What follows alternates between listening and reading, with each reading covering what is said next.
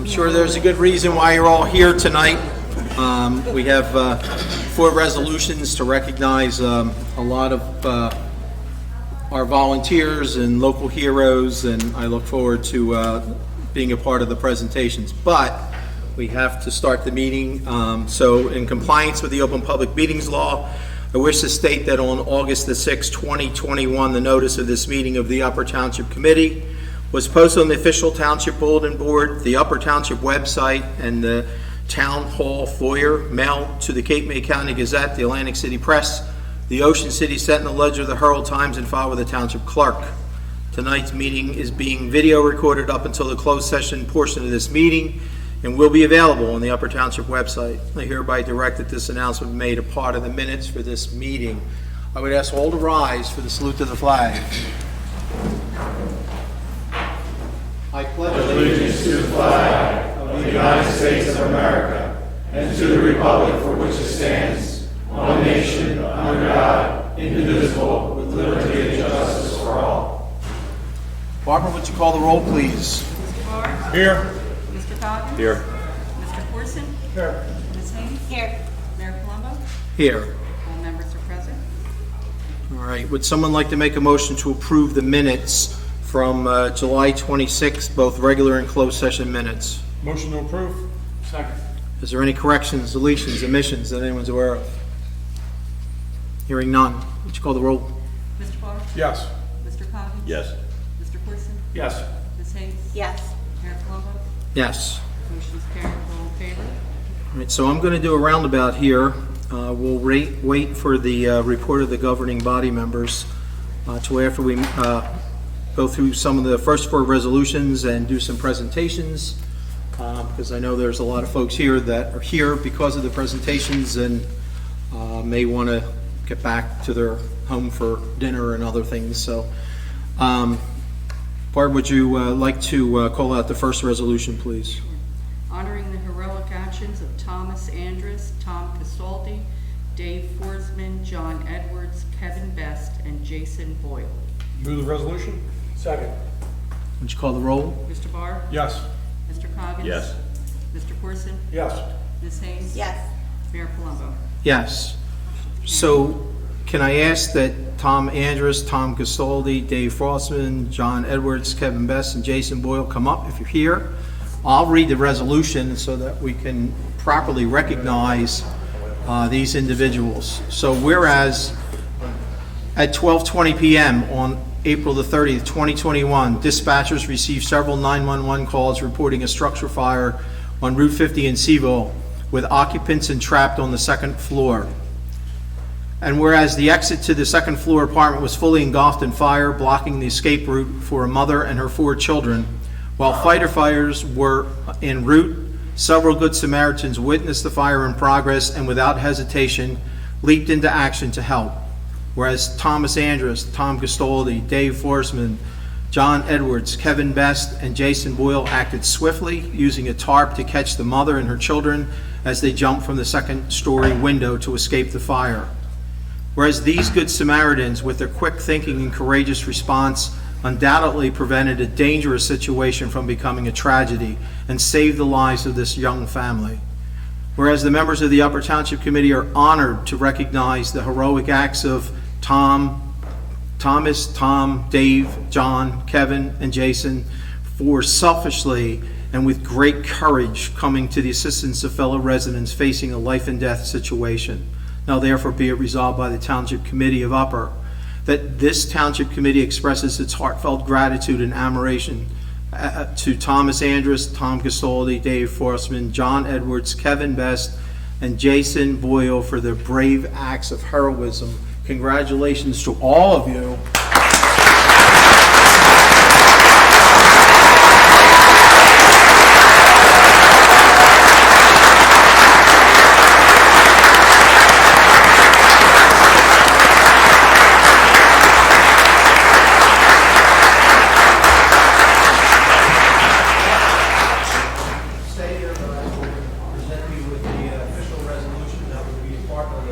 Permanent record of the township. Guys.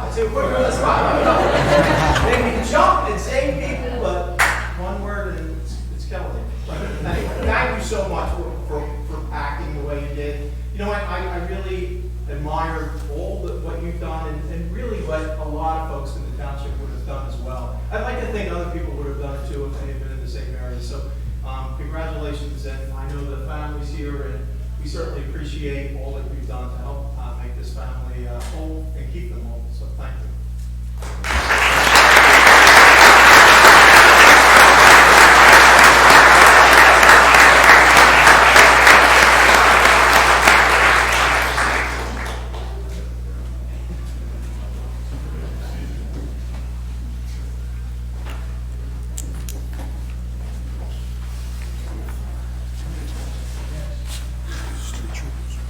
Okay.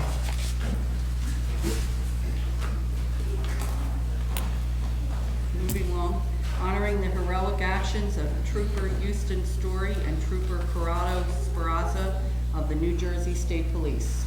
Move the resolution. Second. Would you call the roll? Mr. Barr? Yes.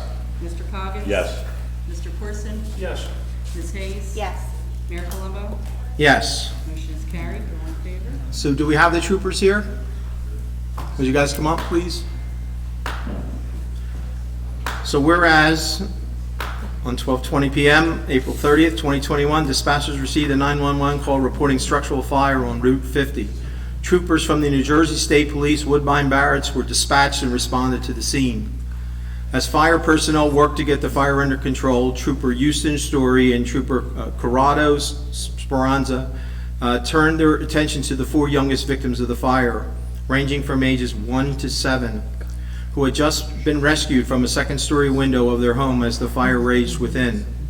Whereas as the children's mother was treated by EMS personnel and transported to a hospital for her injuries, the troopers went to great lengths to calm and comfort the emotionally traumatized children, staying with them until they were released into the care of their family members. Whereas it is just and fitting that special recognition be awarded to Trooper Story and Trooper Speranza for going above and beyond by providing extraordinary care and gentleness to these children who had just been through a harrowing experience. Now therefore be it resolved by the Township Committee that we express our sincere gratitude and commendation to Trooper Houston Story and Trooper Corrado Speranza for their selfless acts of kindness, and compassion during the traumatic fire incident, and for their unrelenting commitment to the safety, security, and well-being of our citizens during the performance of their daily duties. Round of applause.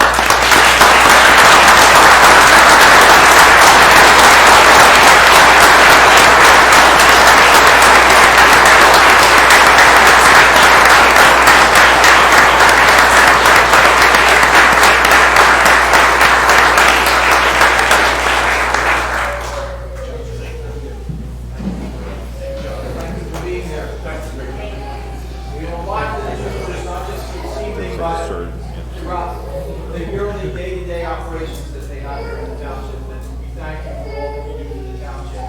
On behalf of the committee, I know that a lot of times when we have incidents, we call the state police, and they're always there to respond. So thank you for all your help, and thank you to your lieutenant and the barracks for all you do for our township. Thank you.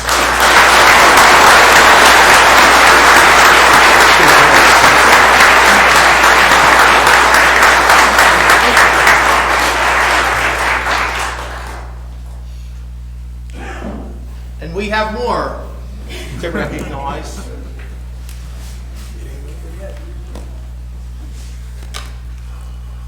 So this is, go ahead, Barbara, if you would. Item number 3, honoring the heroic actions of emergency first responders. Move the resolution. Second. Mr. Barr? Yes. Mr. Coggins? Yes. Mr. Corson? Yes. Ms. Hayes? Yes. Mayor Colombo? Yes. Motion is carried. So, the sentence is the same as the first, but it says, whereas the Seville Fire Company and Upper Township Division of EMS were dispatched and responded to the scene in under a minute and a half. Due to reports of occupants entrapped in the second floor, Marmora Volunteer Fire Company Tuckahoe Volunteer Fire Company, Ocean View Volunteer Fire Company, Dennis Volunteer Fire Company, Ocean City Fire Department, the New Jersey State Police, and paramedics from Atlanticate were also called for assistance. Upon arrival, the Seaville Fire personnel confirmed a working structure fire with significant fire in the second floor rear apartment and an active rescue of the occupants of said apartment underway by 6 Good Samaritans. Whereas after all occupants of the structure were accounted for, the fire was brought under control within 40 minutes, with 1 occupant airlifted to Temple University Hospital and the other 4 treated at the scene by the Upper Township EMS. Where it is just and fitting to commend our first responders for their skillful actions in mitigating this dangerous incident. Now therefore be it resolved by the Township Committee that we express our sincere appreciation and commendation to the entire response team, and as I call you, if you would come up, your representatives or the whole fire company, the Seaville Fire Rescue, Marmora Volunteer Fire Company, Tuckahoe Volunteer Fire Company. You guys can start walking up because we're going to have a lot of people. Upper Township Division of EMS, Ocean View Volunteer Fire Company, Dennis Volunteer Fire Company, Ocean City Volunteer Fire Company. Maybe we should come out to you. And the Atlanticate paramedics for their unrelenting commitment to the safety and security of our citizens and their selfless acts of bravery during this hazardous fire incident and in the performance of all their daily actions. Yeah. I'll go down and give them out, I guess.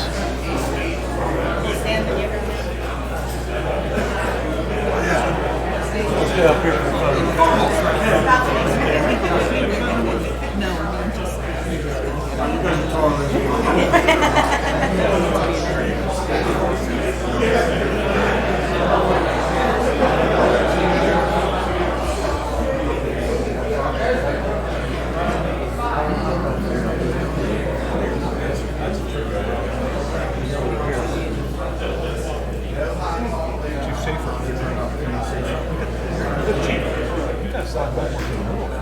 You gotta get a little more to the middle.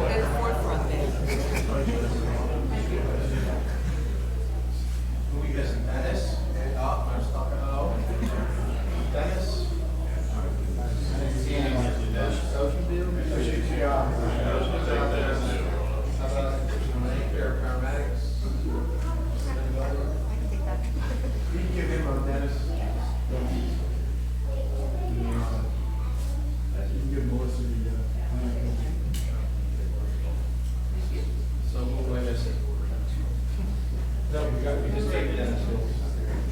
Jay, who am I missing here? Oh, the state police, right.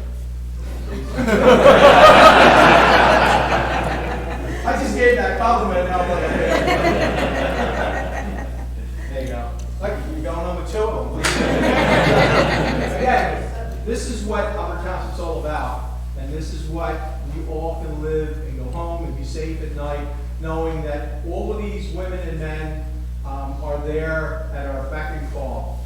Every day or night, 24 hours a day. If there's ever an emergency, if there's ever a fire, we can all rest easy knowing that all of these women and men are there to serve us. So thank you all for your service. I know that there could have been a very difficult situation. Fortunately, the family's fine. Everybody's good. And we hope that you don't have to do too many of these over the next 10 years, maybe none. But I really appreciate you all being there. I know the committee appreciates you all being there. I'll walk around and shake each one of your hands, and then we'll thank you with one more big round of applause.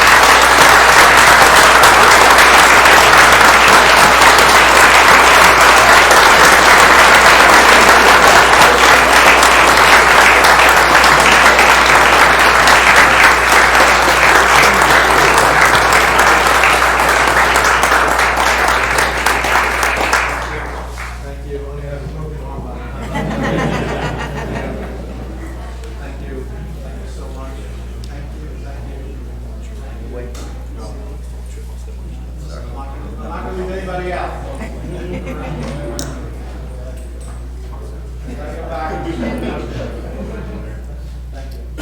Come back here.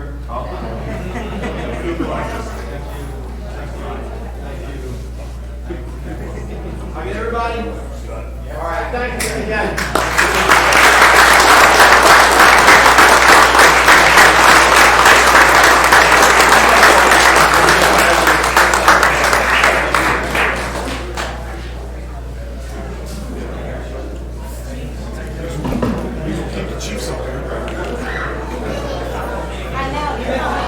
Hey, Jay, may as well keep the Chiefs up here. You guys know. I told Jay to keep the Chiefs up here. Maybe we're back up here. Yeah, we can lock it in now.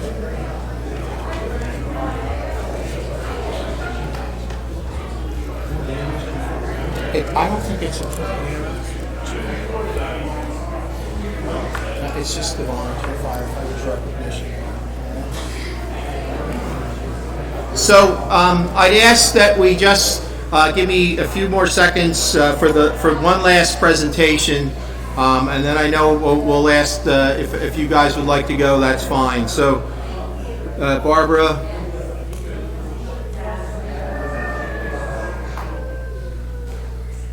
All right, please.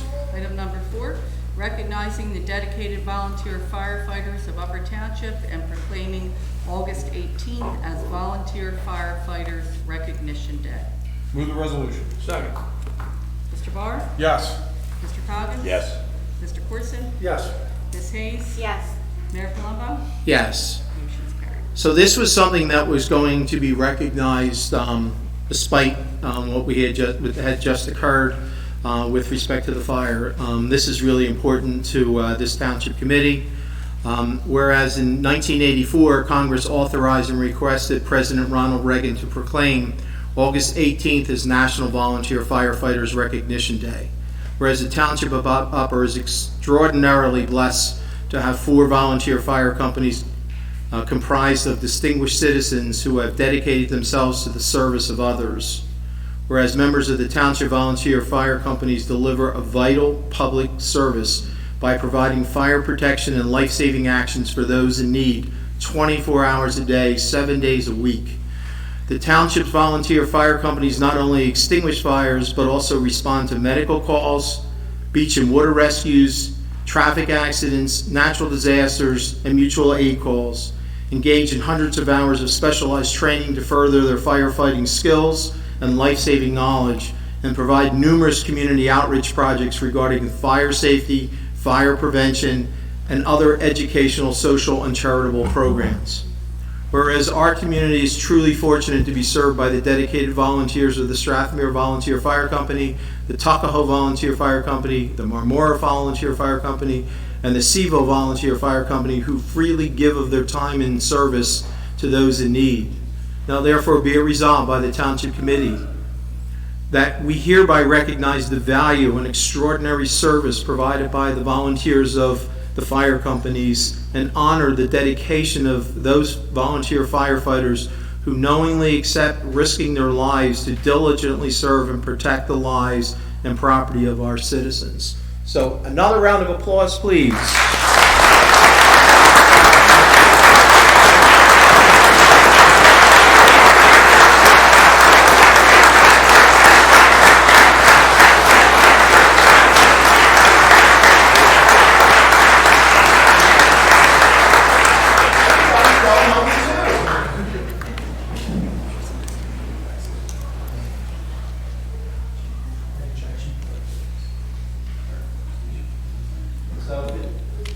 So we're very fortunate. The Township Committee gets to go to installation dinners and reorganization of the fire companies throughout the years. We're always amazed, I know I am, and I'm sure the committee is, of the amount of time of training and service. I don't know that people realize, but these guys literally meet once a week, whatever night they determine to be there for their particular fire company, just to train. So it's a commitment not only to be a firefighter, but it's a commitment, it's a full-time commitment to maintain the certifications and the safety measures and the training that goes into being a firefighter. So it's just an enormous amount of time that they give of themselves for this township. So I think we all, again, greatly appreciate appreciate all that you guys do. We thank you so much, and on behalf of all the volunteers that serve at each one of your fire companies. Without them, and without you, we would all not be as safe as what we are. So thank you so much for making our lives a little bit easier as we sleep at night. So thank you.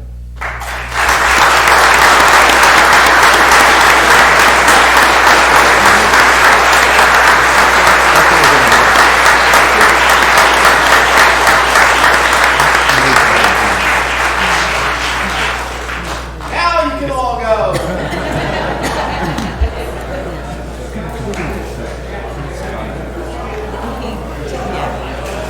No, I know.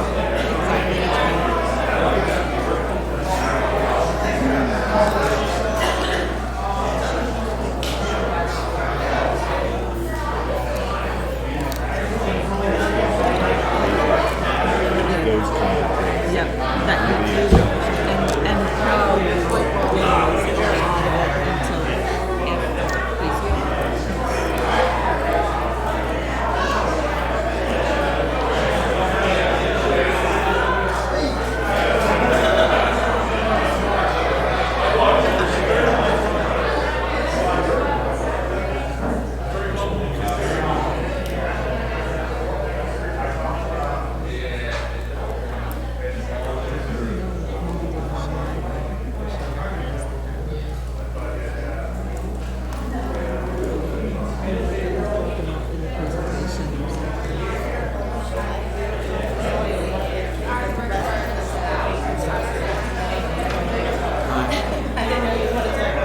Well, we had to research it because when we first heard about it, we were trying to like gather all the names. We had to talk to the fire companies. We had to find out, and we had like a bunch of mutual aid fire companies, come as well. So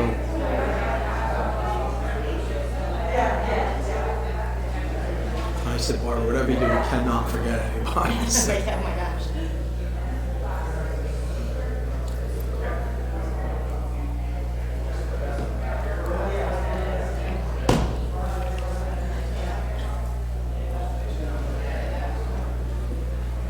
all right. Sure got quiet. Got a little bit quieter in here, so really big congratulations to all those folks that received the recognition. Let's go back to the report of the governing body. Scott, do you have anything for us this evening? Yes, good evening, Mayor, committee members. Just two things this evening. We'll start out with our Cape May County Health Department report on COVID-19. As with most of the state of New Jersey and many areas of the country, the daily case rate of COVID-19 rose in Cape May County over the past week. It appears the more transmittable Delta variant of the COVID virus is within the county. Population is likely accounting for many of the new cases. Fortunately, hospitalizations have remained relatively low, with 11 COVID positive patients admitted as of last Thursday's report. While Cape May County has been reported as having the highest average daily case rate, the actual average number of daily cases in Cape May County remains well below last winter's highs, when the pandemic was sometimes averaging 40 cases per day. Among the top 10 counties with the highest daily case rate, Cape May County is the second lowest number of the total daily cases, and that was 19.7. The lowest was Salem County at 8. The county is updating its message to residents to continue to encourage everyone to get vaccinated, but also to remind residents of the mitigation techniques that help to slow the spread of such as sanitation, social distancing, wearing of masks during indoor settings, and where social distancing is difficult. Many private entities continue to offer vaccine shots, many on a walk-in basis. The Cape May County Department of Health also offers walk-in shots and is conducting mobile vaccine clinics around the county. And then for more information regarding that, there is a phone number, 609-465-1187, and also their Cape May County NJ.gov /health department. The total since the pandemic's initial outbreak last March 2020, we've had in the county 9,350 cases. As as of last Friday, and the total number of deaths in the county was 209. I do have a request from our EMS division, and this is regarding additional or new policies that have come to Deputy Chief Coker's attention through the state OEMS, and that is of trauma triage protocols. These protocols were set down by the state OEMS, and we're looking to get the committee's approval to include these new protocols in resolution form so that we can add them to our SOGs. Our procedure would be, if the committee's okay with it, to put it on a resolution for amending out the policy for next meeting. Okay, do you need a motion to do that? Sure. I'll make the motion. I'll second. Mr. Barr? Yes. Mr. Coggins? Yes. Mr. Corson? Yes. Ms. Hayes? Yes. Mayor Palumbo? Yes. Carried. Thank you, that's all I have this evening. Okay. Barbara, do you have anything for us this evening? Nothing to report at this time, sir. Okay. Thank you. Daniel? Nothing at this time. Paul? I'm gonna keep the trend going. Nothing this evening, Mayor. Wow. Barbara Ludi? I have nothing this evening either. Speeding along at 5 of 8. Committeeman Coggins? Nothing here, Mayor. Come on, guys. Committeewoman Hayes? I'll keep it brief. So we've begun our planning for our Fall Fest. We had our first meeting this week to sort of iron out the details. The date will be October 3rd, and we will have some more specifics forthcoming as we start to confirm vendors and things like that. Okay. Deputy Mayor Barr? So where do I begin? No. Busy summer this year, and kudos to go out to, not just because it's my department, but Public Works, you guys have been doing a great job.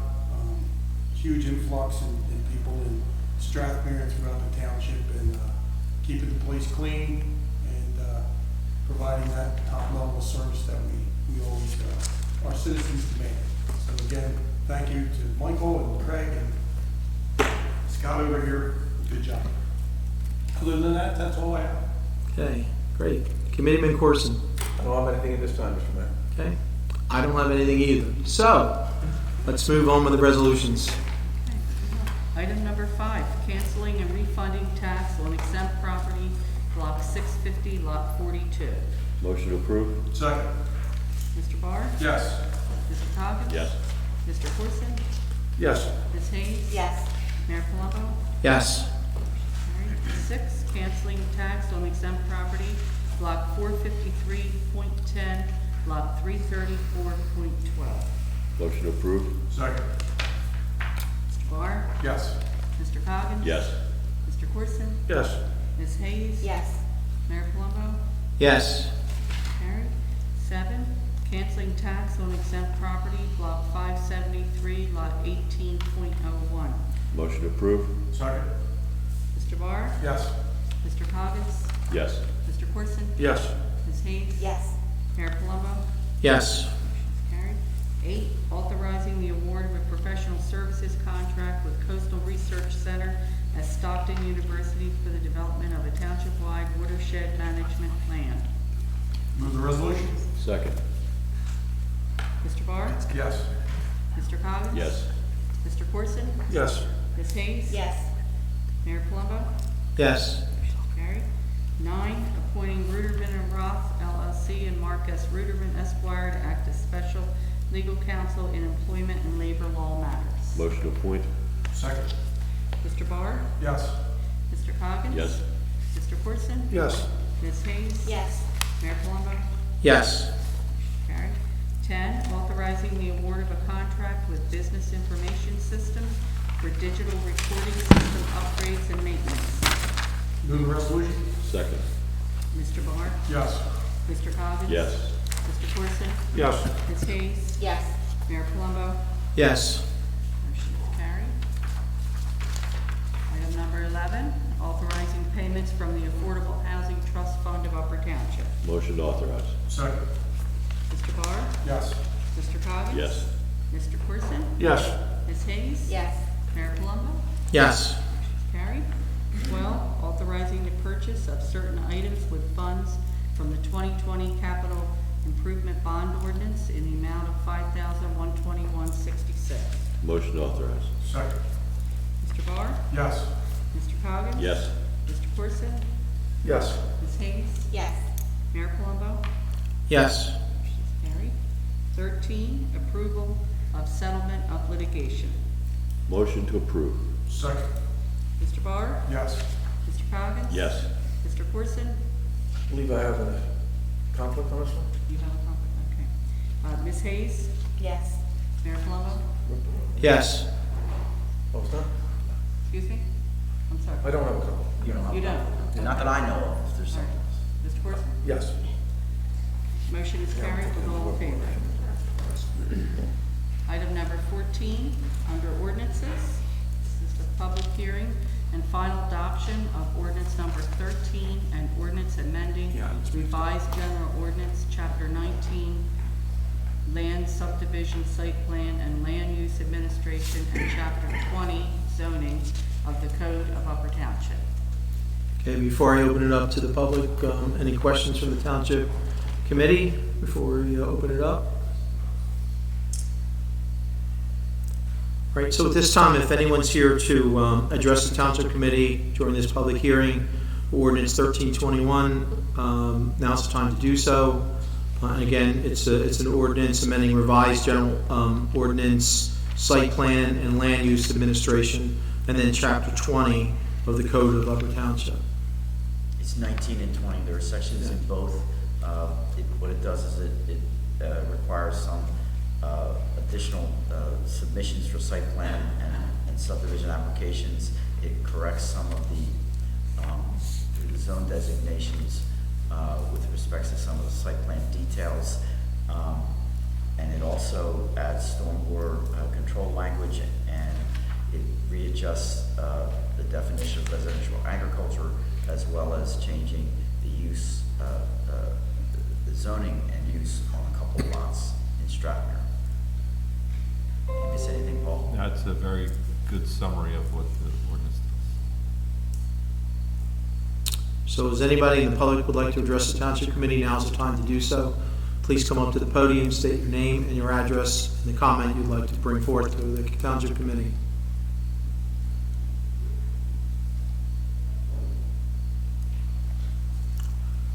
All right, let the record reflect that there was no public comment.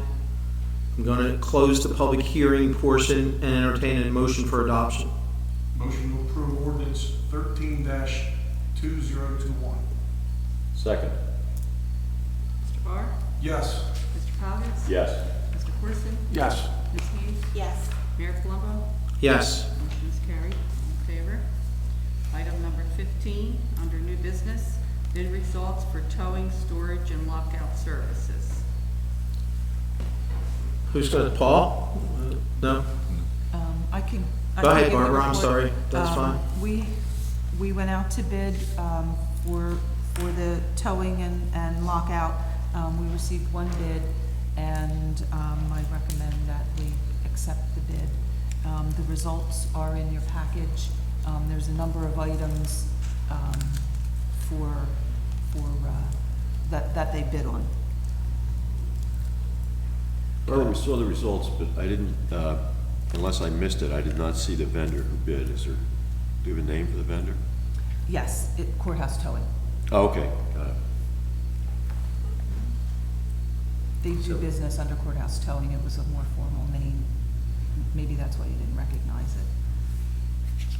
That company also is the vendor for a number of other municipalities in the area, have a lot of experience.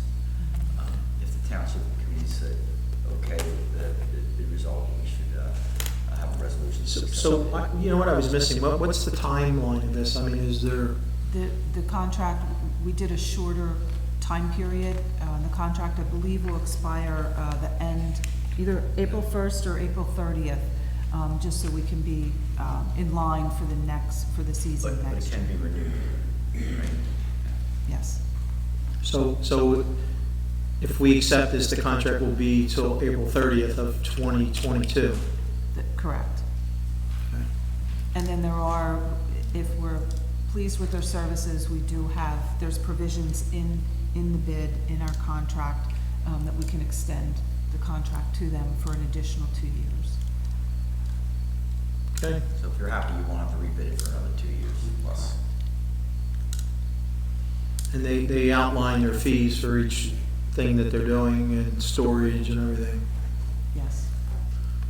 Okay, probably should post that somewhere so that it's They'll also visible. provide cards, like a rack card that we'll be able to distribute and post around. Yeah, the clerk's office will have them, we'll have them here at the hall as well. We'll probably also add a site on our webpage, you know, to just, you know, as a way to residents and people can find that information The easily. parking enforcement, not shown. Where is the storage yard gonna be? It's in Middle Township, I believe. It is, okay, that they're using their site down there? I think so. I did not review, I mean, they have, I know they have contracted facilities within Upper Township, but I don't know where they put in the bid to take. They do have contracts in Upper Township? They do have facilities contracted in for storage. I don't know if that's where they would take them, Alright. or where Because that, I or think where that's gonna, they're gonna The bid designate. specs, I believe, said 10 miles, if I'm not mistaken, it has to be within 10 Yes. miles, township. And since it's a courthouse towing, I just assumed it was in courthouse. That could be potentially 15 miles if I makes it Depending on 25. where it is. I think it's behind the, up in Warmora there, behind They have actually 2 locations in Upper Township that they have agreements with. Okay. Right, so we got a motion to approve and a second. We've had some discussion. Are we ready to move forward with the final vote? We're good? Yes, I'm sorry, I didn't get the second one. Second. Mr. Barr? Yes. Mr. Coggins? Yes. Mr. Corson? Yes. Ms. Hayes? Yes. Mayor Palumbo? Yes. Motion's carried. Resolution this meeting. Item number 16, New Jersey Department of Agriculture Gypsy Moth Egg Mass Survey Request. And Mr. Dietrich has some. Who wants to tackle this one, Paul? We did do a spray program this year as a small spray block in Petersburg. That went off. Public Works assisted the state and their vendor in doing the spray block with no issues. Typically, they do the surveys in the fall after the gypsy moths start to lay their egg masses. And this is just their formal request asking if we want them to come back and survey. I did receive, during the summertime, several requests throughout the township. Some residents feeling that they had gypsy moths. Most of them, they weren't gypsy moths, they were bagworms or tent caterpillars or some other type of caterpillar. But I would suggest, I've compiled a list that we would ask them to do the survey, and I'd also forward along the list of property locations that had asked to be looked at by the state agriculture. I think they need to pay very close attention to the southern end of the township. South Seville and Dennisville were inundated this year with gypsy moths. Yeah, that's Dennis Township, and I don't think that they did a survey in Dennis Township last year. But I think the people that do the survey in Upper, if they Yes.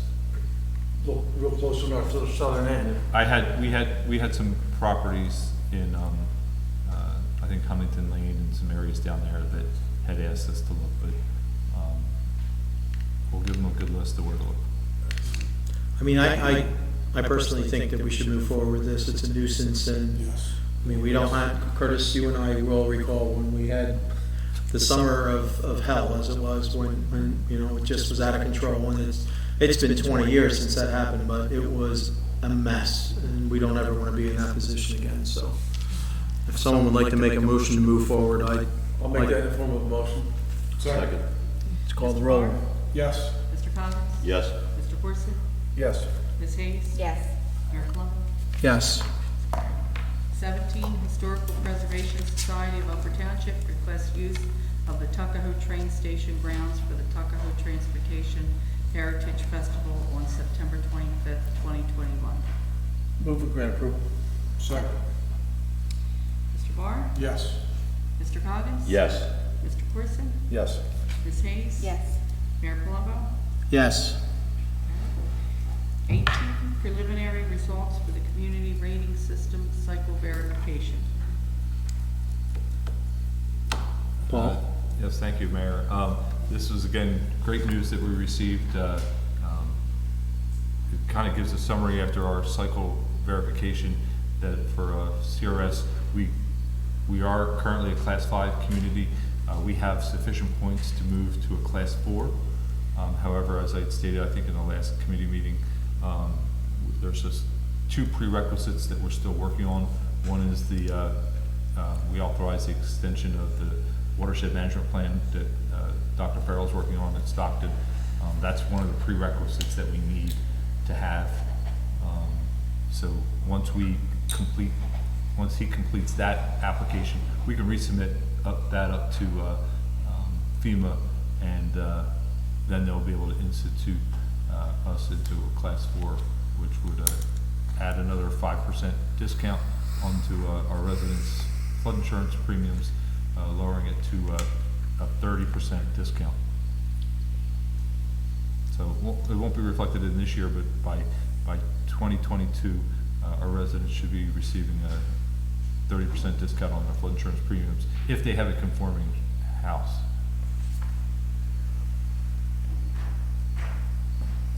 Okay. I guess we can take that as an FYI. Number 19, Atlanticate Multi-Jurisdictional Program for Public Information 2021 update. Who wants to talk about this? I'll talk about this because this is one of the functions that we do as part of the CRS program. I actually coordinate doing the updates for the Multi-Jurisdictional Program for Public Information. Essentially, it sets out all of the different public informations that we do. We actually coordinate the largest multi-jurisdictional program in the entire nation. We're doing this work for 13 communities in both Atlantic and Cape May counties. As I said, it's the largest one in the nation. There's some smaller ones that have 4 or 5 towns, but this is the largest one, and we coordinate that. This is the annual update that we do to show FEMA all the outreach that we do and gathering various stakeholders to help us put out information about flood insurance and everything. Okay. I'm reading this document. Is this available for the public to read, or? Yes. Might want to make it available on the website.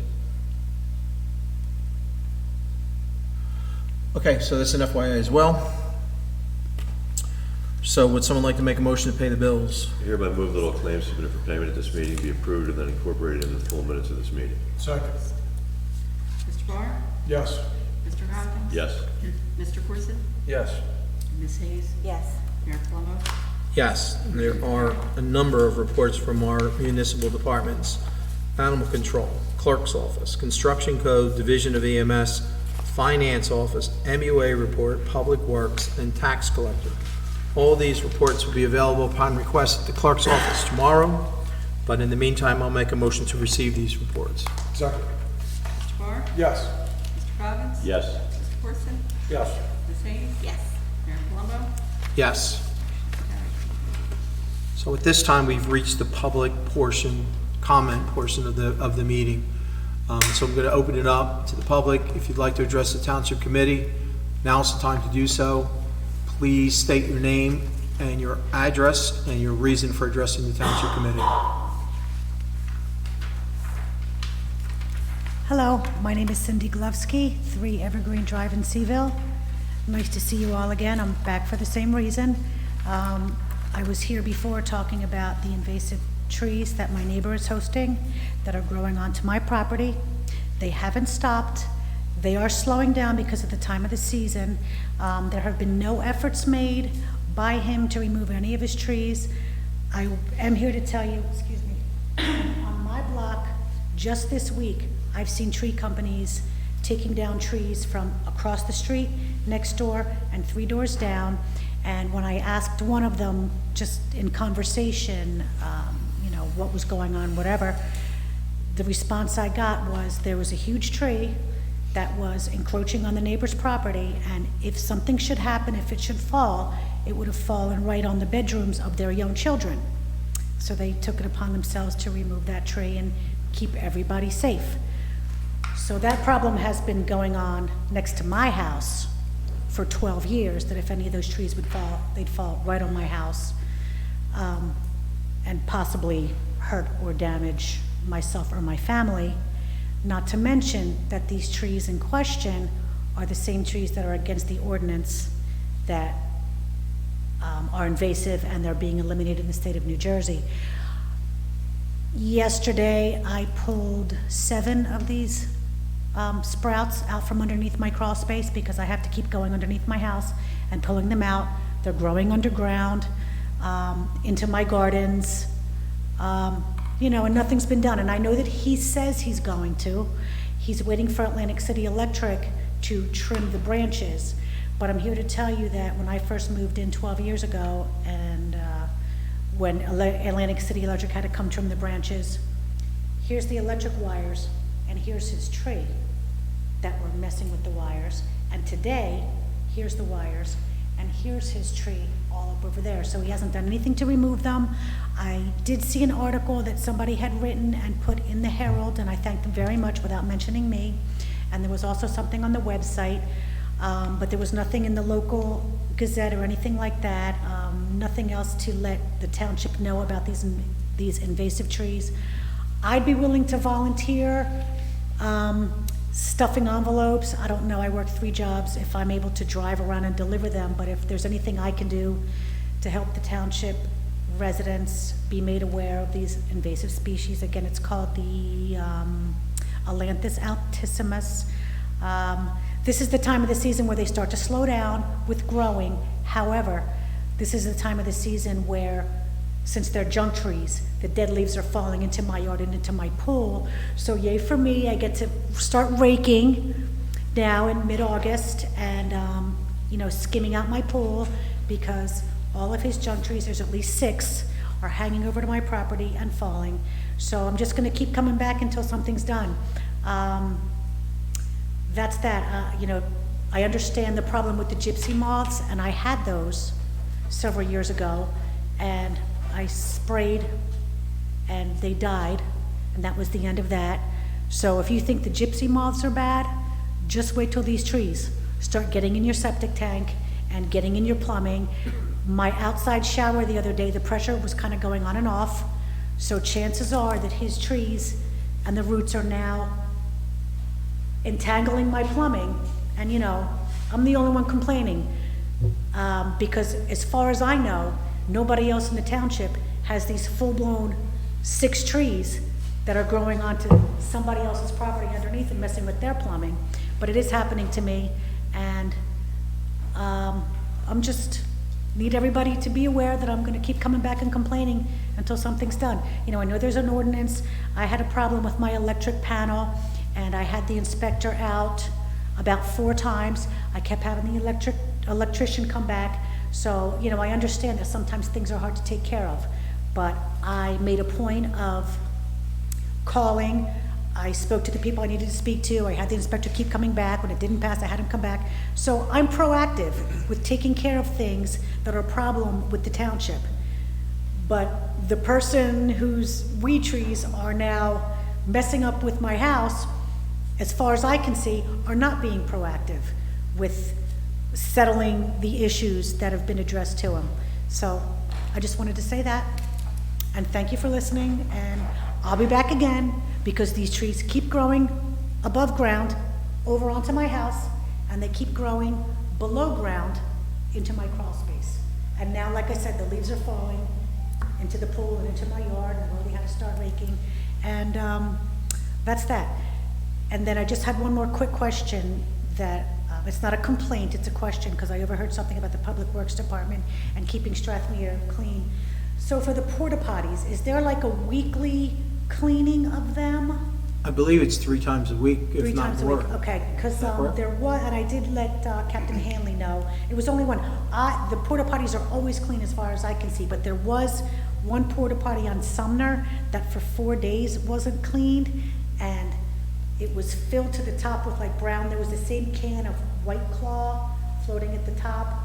I assume it's clean by now, but you know, that was. Yeah, I mean, there is a contract to do routine maintenance on the porta potties.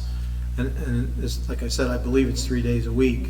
We've had some issues with the truck having the ability to get to the one porta potty, and that was probably that one. Yeah, and like I said, I'm not complaining, and luckily I have other means of bathroom issues, but, you know, like all of us, we don't want guests coming to our beaches and seeing that porta potty and then telling people how disgusting Strathmere is, so. No, we That was that. appreciate the comment. Okay, yeah, and like I said, I knew it's not the lifeguards' jobs, but people come to the lifeguards and complain, so, okay, but I'm sure it was taken care of by now. So, what can I do to further promote the issue of the Well- property at 1 Evergreen Drive jacking up my house? Where are we with the violation on that, Paul? Atlanticate Electric sent their crew out to do the scoping, and they're just waiting to schedule the crew to go out there and trim. Well, they have down that below the contracted company, right? That- However they do Asplo or- it, right, they usually have Asplo or one of those other companies come out, but the regular tree guy can't come out there and do that in fear of, you know, they could get electrocuted, if they go out there before, but so Atlanticate Electric has to clear that away from the trees. What's the, Yeah, well, I'm sorry. okay, I've called Atlantic City Electric 4 times, and they came and they trimmed them. So that should have been a heads up to that individual that maybe there's a problem with that tree. And I looked, I'm not an expert, and I'm being as patient as I can be 6 years later. You know, so I understand that. I did see Comcast out there, and I got excited that maybe Comcast was going to trim them, you know, because here's the thing, it's not his power line, it's mine. So if there's a storm, he doesn't care, it's me who cares, because then I'm out of electricity. So hopefully they'll come out soon, and then we'll see how long it takes. And then the other thing I'm going to say is, that's just one tree. There are 5 others that are right there, hanging over my house. So I don't want it to be that he removes that one tree. And I know it's not fun. I spent over $3,000 taking down a big tree from my yard. And I didn't want to spend the money, and I know he doesn't want to spend the money. None of us want to spend that kind of money. But it's imperative that he takes care of this problem as soon as possible. Not just that one tree, but all the other trees that are on the other side, because those are the ones in the front are the ones that are growing to the front of my crawl space.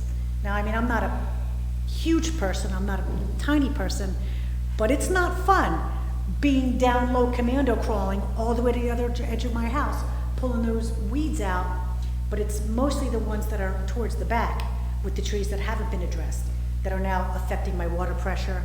I don't know what they're doing to my pool pump or my septic tank, but they are coming into the crawl space in the back. So it's just a big problem, it's a nightmare, and, you know, Well, if you get- I don't want to say I feel bad for him to have to take care of this, but I feel bad for me. You know, when I called my insurance company to see if there was anything I could do proactively, and they said, you know, until the damage is done, there's not a lot they can do. But if there is damage, you know, it'll be his insurance company. But I don't want to have to wait for that. I don't want to be inconvenienced.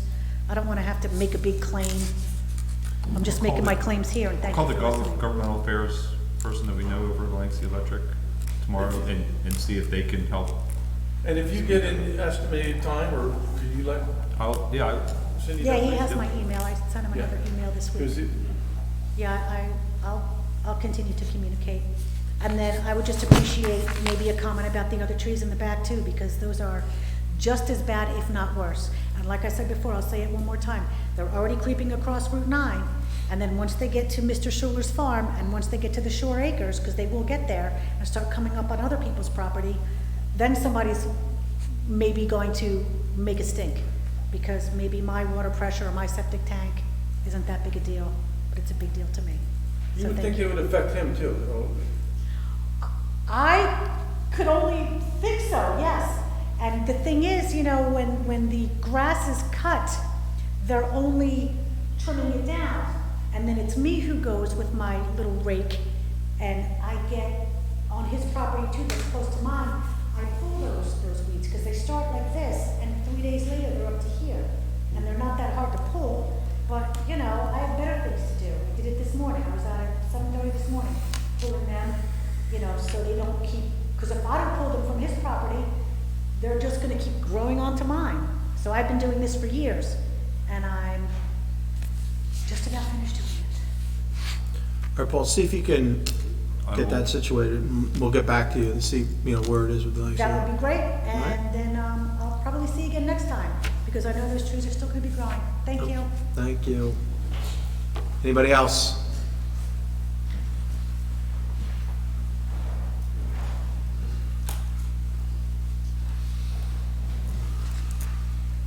Good evening, everyone. I'm Jack Griffin. I live at 205 North Shore Road. Since our last meeting, I decided to call it Shore Road now, since Paul said it. I no could do longer that. Route- It's no longer Route 9. So I'm just here this evening, committee, to once again, it was a great show of people here tonight, which is great. There's a lot of volunteers that happen in the township. So I'm here because we know that there's an election coming up, right? Does anyone know there's an election coming up? So with the election comes some rules and regulations. When I was president of the Upper Township Business Association, we always, the question would come up about signage. You know, what size sign is allowed, this, that, and the other thing. They would come to me and I'd say, well, there's an ordinance in the zoning, you just need to look it up or call Paul and you'll figure out what it is. And usually it was resolved. But recently, for running, you know, for committee myself, I see that we're trying to have an open process here in the township and a equal opportunity for everyone to follow the rules.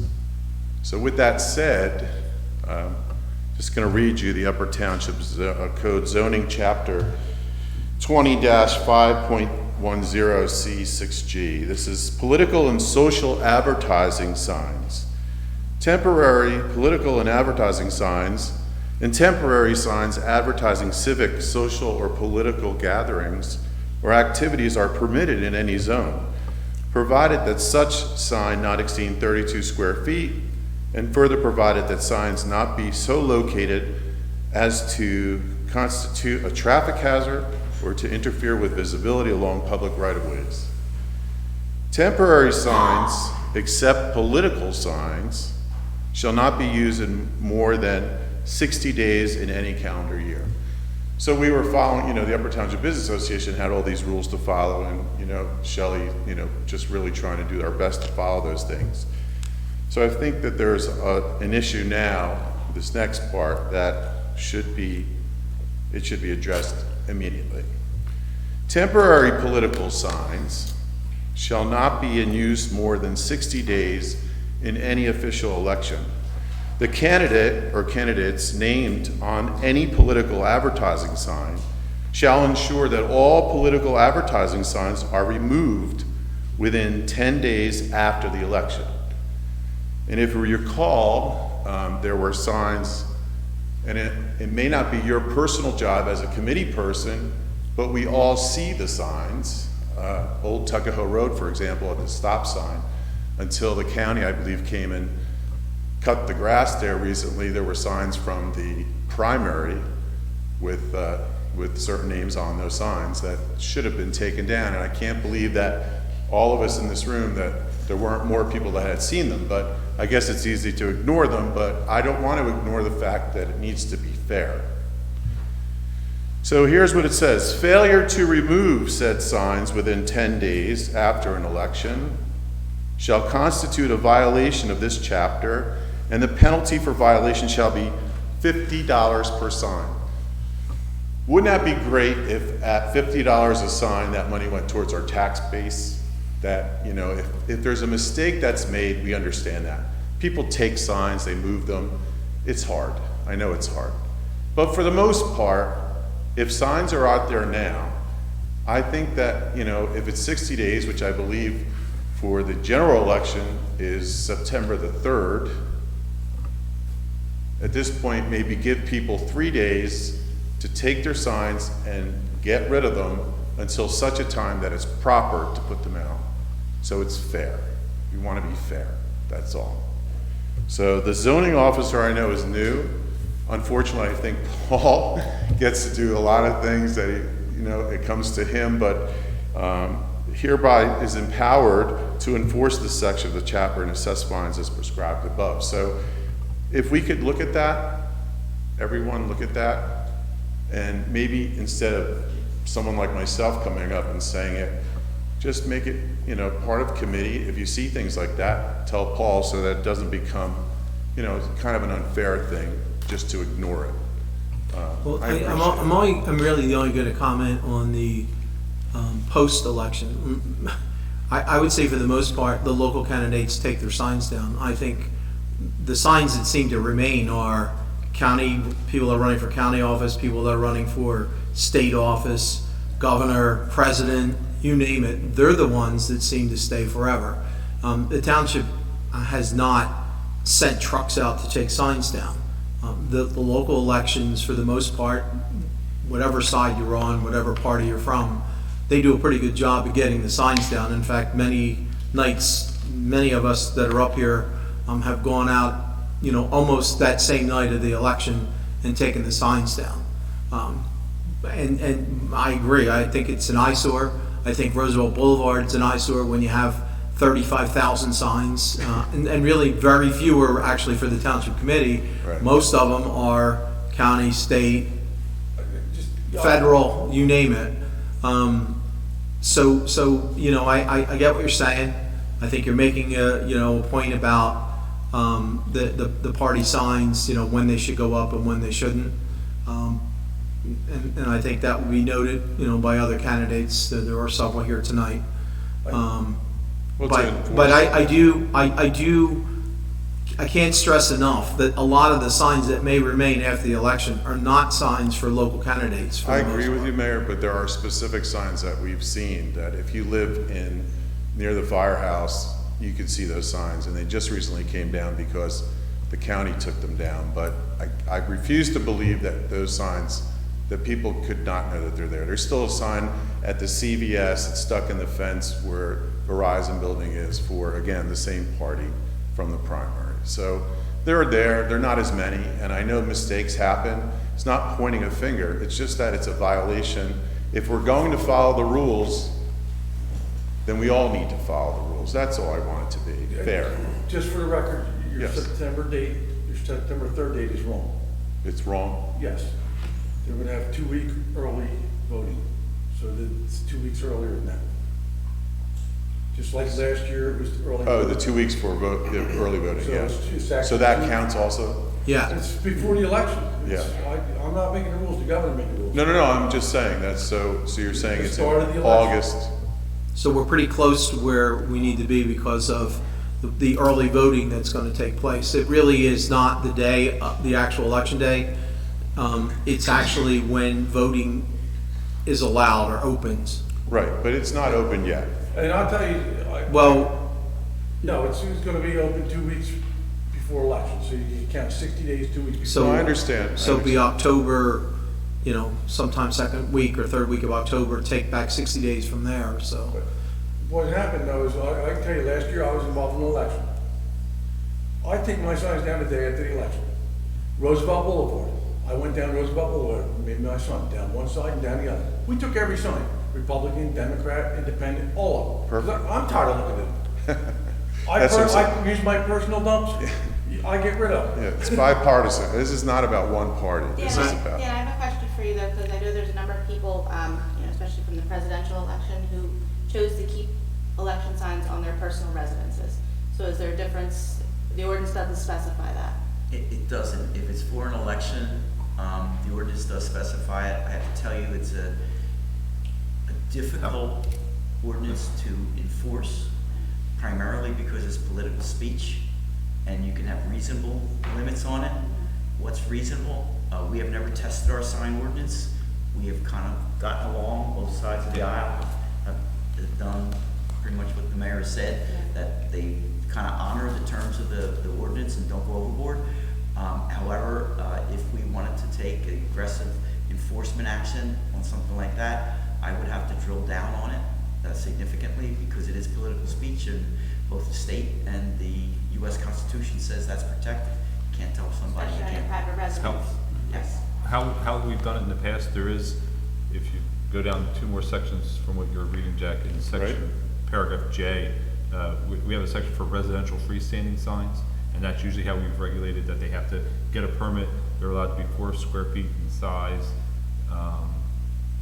can't be more than 3 feet in height, have to be set back 15 feet from the road. Do we require permits for businesses too then? Like if I were to put my landscaper sign on my lawn? Yes. I have to get a permit to do that? Yes, And we enforce that? as we go out and find them, or if we have complaints. And But you do say- flags are, that's a whole different, that's a whole different I don't have a ballgame, permit, I right? have a landscaper Flags are different. sign on my Right. yard, I'll confess. But that's exactly my point, everyone, Dan, is exactly it. If, I think we should, we're at a point where when there's so many people, and it's a wonderful thing to want to be involved in their township at this level, that to not leave it for, a haphazard type of thing, or you then become retribution because you put your signs and you're not of the correct party, that type of thing. So I'm only trying to avoid other circumstances and make it fair, but maybe it is time to look at narrowing it down and how it applies, because look what we learned in 5 minutes. It could be very, arbitrary, so why should it be? Because I don't want to impinge on free speech, that would be my only concern, like we said, if it's your private residence, you feel like you should be allowed to do that. But we can regulate them on the size and the location. Size and Not what- location. Not what it says, not the Regulation, message. size, location. Okay. The flags are different because Yeah. we had that question That's come a whole up other thing. where my neighbor's flying a "Don't tread on me" flag, or is Right. flying whatever. We have a flag ordinance that allows you to do it, Right. regardless of unless it's offensive, I guess, but. And yeah. So Jack, it really, I'm not sure that we've totally answered what we've learned is that because of the nature of the extension of the election day, meaning when you're allowed to vote or send your vote in, technically by definition, it will allow them to come out earlier anyway.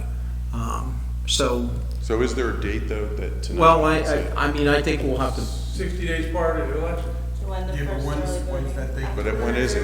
Curtis, you seem to know. I think, 2 weeks before the election, so 2 weeks before. I actually think it might be even earlier than that, to be honest with you. Yeah. Waitland, or we'll Like have to call you up. Last year was 30 days, they started the absentee ballots. Right, no, I understand because of the situation, but I would like to know so I know for myself. Sure. I'm sure the That's county it. clerk can make that information available. We'll, how about we research it a little bit I and find out appreciate when it actually opens. Thank you, Okay. thank you.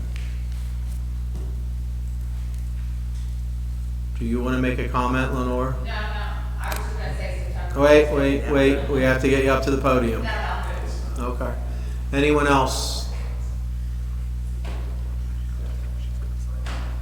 On New Jersey's website, it says early voting starts from October 23rd to October 31. Okay, October 23rd, That's when the voting starts. so 60 days back is August 23rd, so we're getting pretty close. Yes? Hi, my name is Mark Berger, 2 West Winthrop, Strathmere. Well, good evening, Mayor, members of the committee. I'm here to talk about a public safety concern, and that relates to parking on Bay Avenue, south of the bridge, and north of Willard Avenue, where there's parking on both sides of the street. I know, Mayor, that you were very involved in having the fence removed, and I Sir? wish... That's not Bayview, that's Ocean Drive. It's, Sir, can I ask? Bay Avenue. That's not Bay Avenue, that's Ocean Drive. Can I ask you to speak up a little bit? It's difficult to hear you. You got it. Is this better? Are you able to hear me more clearly now? Yeah, you can even lift that maybe a little bit if Okay. you have to. Sorry for the incorrect name of the road. It's the road that runs from the southern tip of the bridge down to Willard Avenue.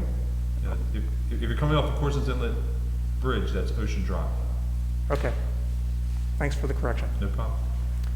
Anyway, thank you for having the fence removed. That created a safer situation because cars are able to park further away from the fog line because passengers can now get out, so there's a wider access in the road.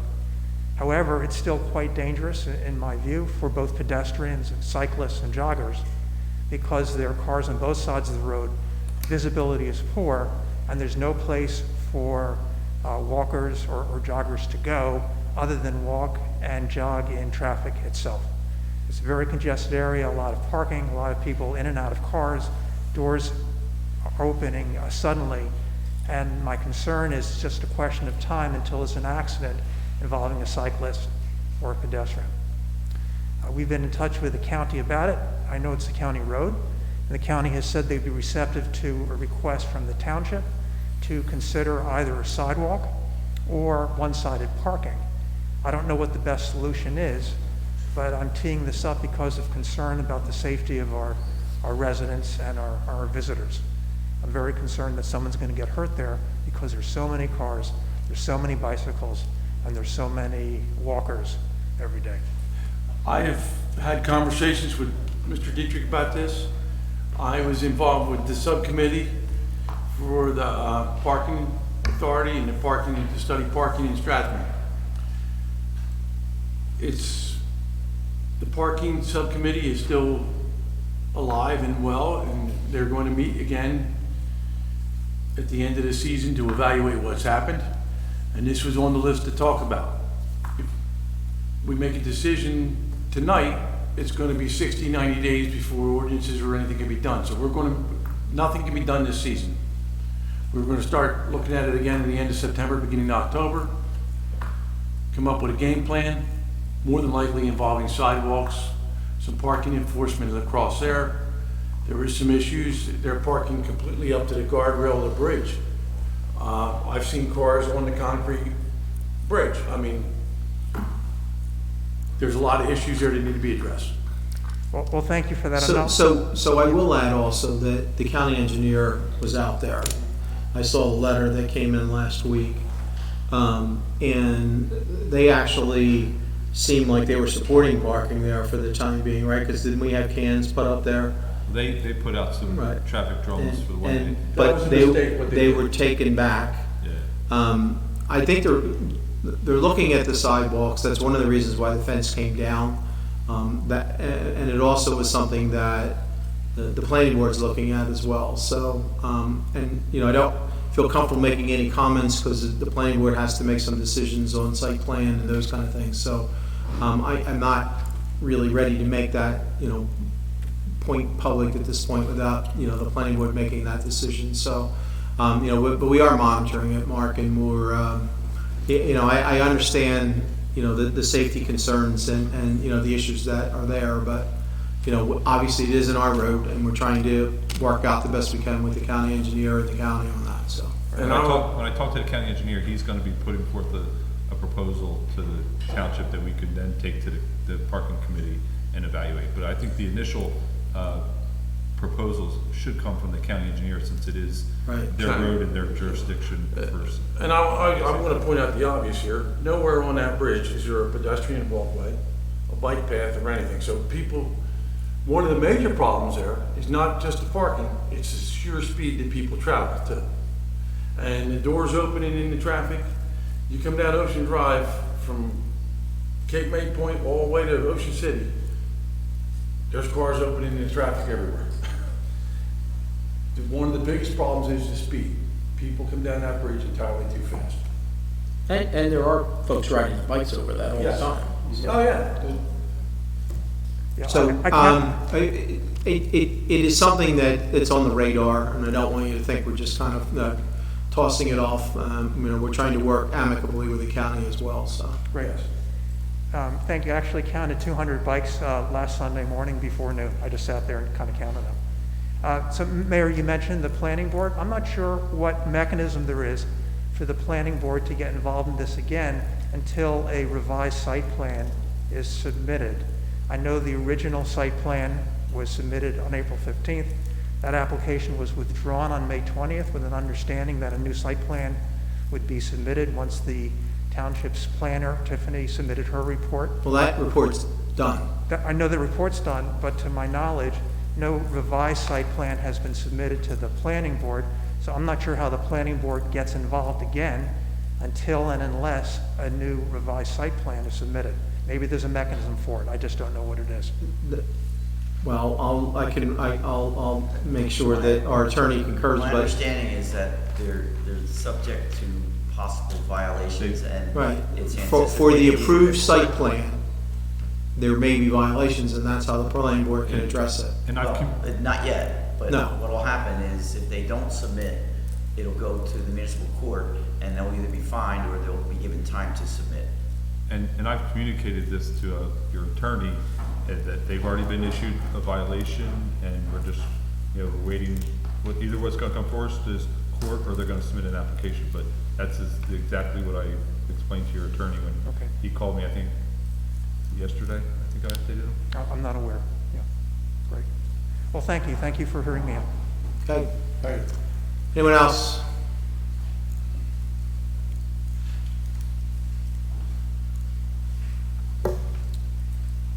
Hi, Linda Bateman, 14 East Tecumseh, Strathmere. I'm president of the Improvement Association. I have 3 items tonight. I wanted to check up on the playground progress. The last time, Ms. Hayes, you said that you were talking about improvements. Is there any? So the first improvement that we had to do was just basically replace the mulch to make it so that it was safe again. There had been a burst pipe in the street and they were able to do that. We're looking at moving some of the planting area to expand the play area. So that's all in the works. We also had 2 other playgrounds on the mainland who were not functional, unlike the one in Strathmere. So That's a different story. A hole in the sliding board is not functional.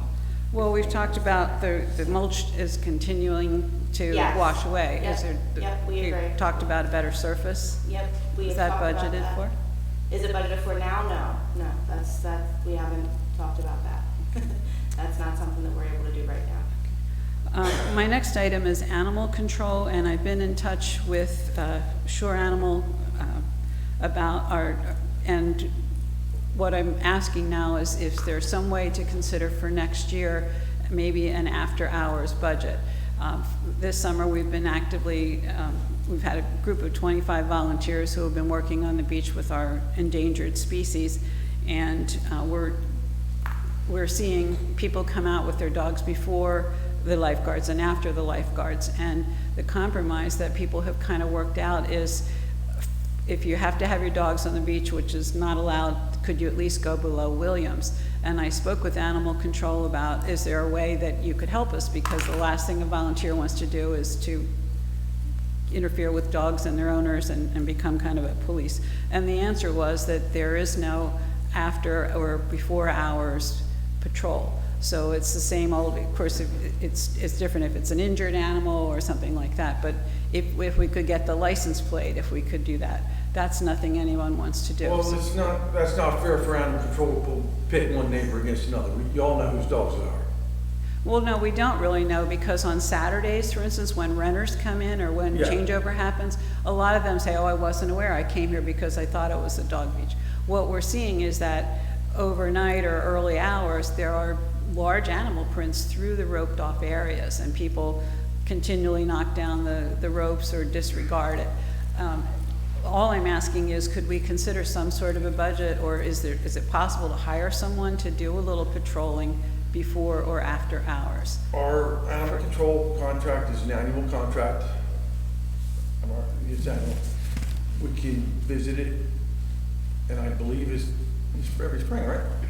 Actually, It's on the agenda, closed session agenda. discussing that. We're discussing our animal control contract in closed session, so it's something that will be addressed That would probably be tonight in wonderful. closed session.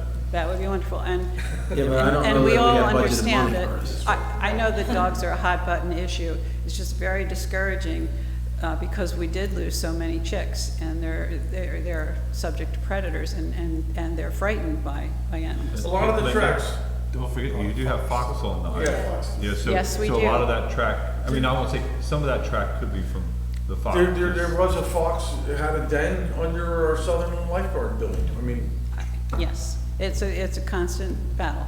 it's, they're pretty much on everybody's menu, from the hawks to the gals to probably even the seagulls. Well, my third item is in the dream big category. We saw that Sea Isle recently was able to negotiate for some bayfront property that they will be preserving. And we also recently learned that the former motel property is now for sale. And I'm just imagining the Mayor Richard Palumbo Nature Park. If we could somehow be able to use the equivalent of green space money to preserve some of that land. Now, before you say no, we're going to dream big here. There are a dozen mature trees on that property that provide not only habitat for birds and mosquito-eating birds, but they also retain floodwater and they protect that neighborhood. And to lose them to development, which would be the ultimate thing, would really be irreplaceable. It could be used as green space, it could be used as open space, it could be to show people how native plants can be used rather than to keep paving things over, again, as a way to retain soil and the environment. And it could be an educational area, it could be a site to just relax, it could be a way to hold back some of the development.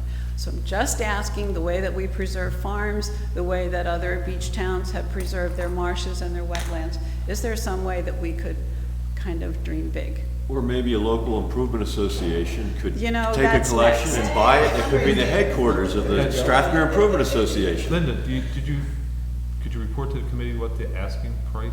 Well, sure, the asking price is 2.25.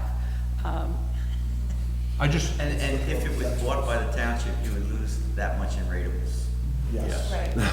Well, I'm just asking you to at least think about it. I appreciated the comment about making it a park named after me, but that could be a little difficult. I'm just saying, have we ever explored, are there funds similar to what we do for green There may be acres? funds, but it usually is something that is put towards, I guess, a more acceptable value. I mean, there are farms over here that have 50, 60 acres that don't get paid anywhere near that type of money for farm preservation. The So, state of New Jersey had a program with DEP years ago, They still do. and it was called. is that the blue? Blue Acres. They were buying bayfront and waterfront properties. This wouldn't qualify because it's developable. Right. Exactly. But there is a lot on Commonwealth Avenue on the west side that is preserved by Blue Acres money. And I'm not, but this is in the center of a commercial district or whatever of town. It's kind of tough to ask the township to take a $2.5 million hit on rateables. Well, I don't know that it's assessed at 2.5 million, that's what he's asking. Once it's sold, it will be. Well, we'll see, just think about it. More than that, they put a house. 2,000, yeah. Well, then it wouldn't be commercial anymore, so, Well, residential's worth more than commercial in Upper Township. Well, I don't know, just think about climate change. That might be worth preserving for future generations. Thank you. would anyone else like to address the township committee? All right, sounds like have reached the capacity of those that want to comment this evening, so thank you for your comments. I'll close the public portion of the meeting and entertain a motion to go into executive session. I hereby move that a resolution be incorporated into the minutes authorizing the Township Committee to enter into executive session for the following matters pursuant to the Open Public Meetings Act. The matters are personnel, contract negotiation for animal control, for the conflict assessor, for Atlantic Investigations LLC, for the MUA study, for project development agreement / redevelopment, for repairs to the community center. I also include in my motion the estimated time and circumstances under which the discussion conducted in closed session can be disclosed to the public as follows. It is anticipated that the matters discussed in closed session may be disclosed to the public upon the determination of the Township Committee that the public interest will no longer be served by such confidentiality. With respect to employment and personnel matters, such discussions will be made public if and when formal action is taken or when the individuals involved consent and it can be made public. With respect to contract negotiations, such matters will be made public when negotiations have ceased and there is no longer a reason for confidentiality. Second. Mr. Barr? Yes. Mr. Coggins? Yes? Mr. Corson? Yes. Ms. Hayes? Yes. Mayor Palumbo? Yes. Please have a good week. Drive safely home.